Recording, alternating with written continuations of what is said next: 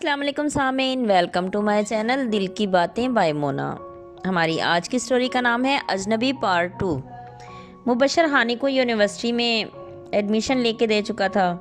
وہ اسے روز چھوڑتا اور لے بھی لیتا۔ ہانی دل سے چاہتی تھی کہ وہ پڑھ لے۔ مبشر نے پوچھا کیا کرنا ہے آگے؟ اس نے کہا آپ کی طرح وکیل ہی بننا ہے۔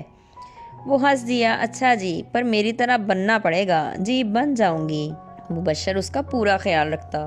وہ کراٹے کلب بھی جاتے تھے۔ اس نے ہانی کو بھی جوائن کروا دیا تھا۔ وہ بھی اس کے ساتھ جاتی۔ 2 سال ہو چکے تھے۔ اب ہانی پہلے والی ہانی نہیں رہ گئی تھی، وہ بالکل بدل چکی تھی۔ مبشر بہت اچھا انسان تھا۔ وہ صورت کے ساتھ اچھی سیرت کا بھی مالک تھا۔ ہانی کی ہر ضرورت کا خیال رکھتا۔ ہانی کبھی کبھی شرمندہ ہوتی۔ ایک دن اس نے اسے کہہ ہی دیا کہ میں آپ کی بلا وجہ کی ذمہ داری بن گئی۔ مبشر نے اس کی طرف دیکھا اور بولا بہت بری بات ہے، میں نے دل سے ذمہ داری لی ہے۔ جو ہوا اچانک ہوا، لیکن میرے دل نے کہا تمہاری مدد کرنی ہے تو میں نے کی، اور نہ بوجھ ہے اور نہ ہی احسان۔ پھر کیا ہے؟ وہ اس کے سوال سے گڑبڑا گیا۔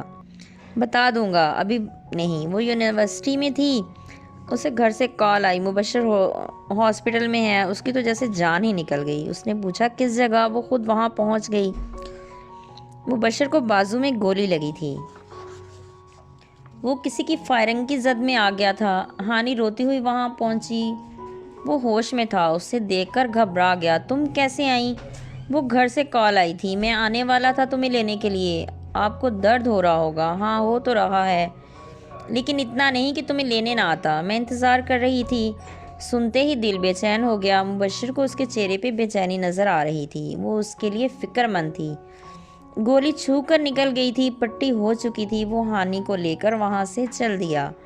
آج پہلی بار اس نے ہانی کا ہاتھ پکڑ رکھا تھا۔ ہانی نے بھی مضبوطی سے ہاتھ تھام لیا تھا۔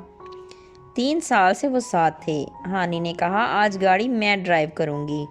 وہ ہنس دیا، اس نے ہی اسے گاڑی چلانا سکھایا تھا۔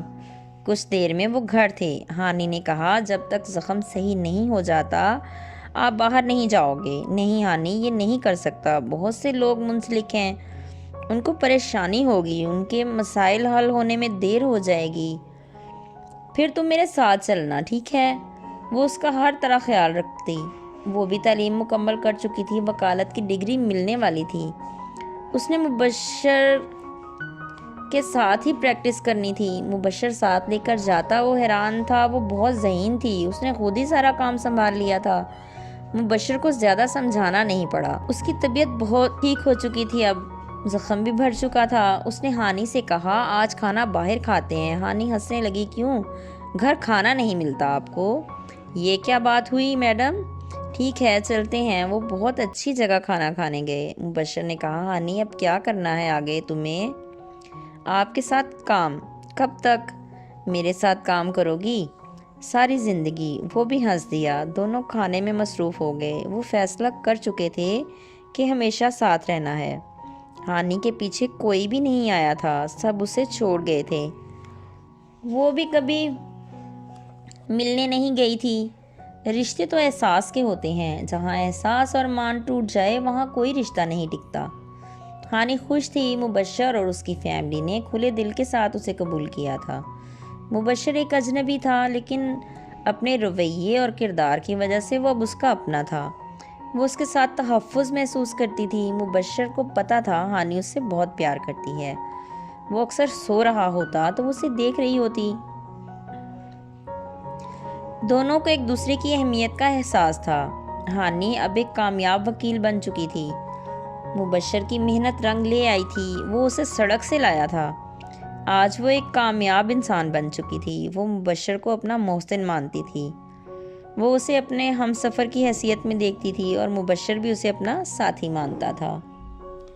ملتے ہیں اگلی کہانی کے ساتھ۔